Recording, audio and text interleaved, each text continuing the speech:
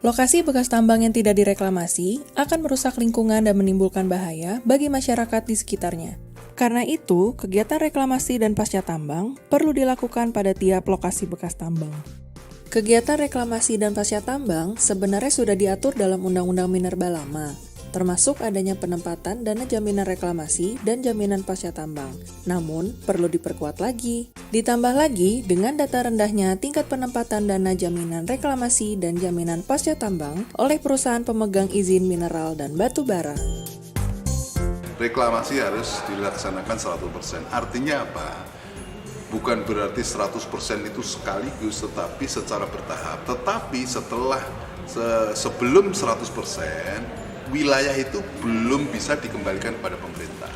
Jadi ada kriteria keberhasilan reklamasi, ya, penataan lingkungan, dan itu harus 100% sesuai dengan studinya, hasil studinya, apakah peruntukannya, apakah manfaatnya itu sesuai dengan, dan itu harus 100% sesuai dengan dokumen tadi.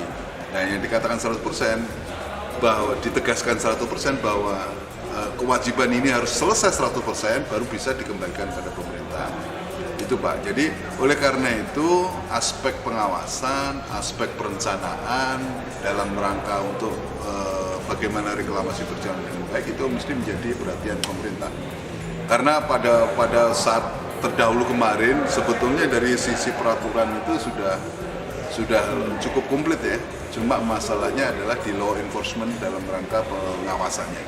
Jadi kita harus mulai juga lebih detail mengatur pengawasan terhadap tahapan-tahapan pengawasannya, terus kemudian bagaimana nanti perusahaan itu bisa melakukan reklamasi dengan baik. Sehingga sekarang ini misalnya ada sampai perusahaan meninggalkan kerusakan, belum direklamasi, itu ke depan harusnya tidak terjadi.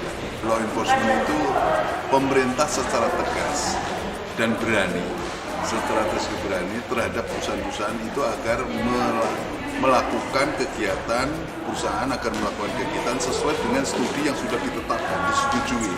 Ini adalah ketegasan pemerintah untuk bisa menerapkan apa yang ada di regulasi, dilaksanakan oleh perusahaan, kemudian hasilnya menunjukkan kesesuaian antara rencana, hasil studi dan hasil di lapangan, untuk memberikan aspek jerah terhadap perusahaan-perusahaan yang ataupun perorangan ataupun manajemen perusahaan yang melakukan pelanggaran lingkungan.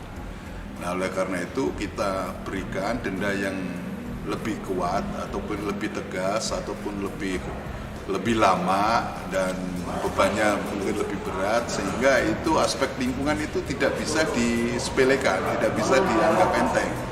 Dan ini harus menjadi perhatian perusahaan dan menjadi perhatian semua pihak untuk tidak melanggar aspek lingkungan itu. Sehingga dia tidak, dengan peningkatan ini diharapkan, pemerintah berharap bahwa ini berat loh dendanya, ini berat loh hukumannya, sehingga dengan demikian lingkungan akan terselamatkan.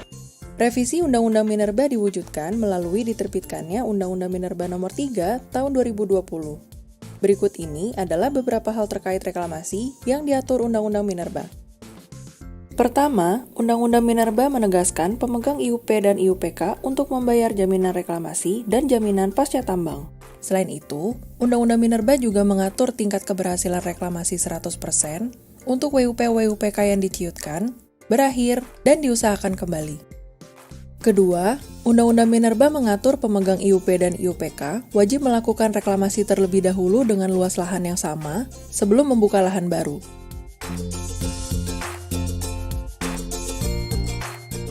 Ketiga, Undang-Undang Minerba diperkuat dengan mengatur hukum pidana, denda, dan pembayaran dana bagi pemegang IUP dan IUPK yang izin usahanya dicabut atau berakhir, tetapi tidak melaksanakan reklamasi atau pasca tambang, atau tidak menempatkan dana jaminan reklamasi atau jaminan pasca tambang. Hukuman pidana diberikan maksimal 5 tahun penjara, sedangkan denda maksimal 100 miliar rupiah.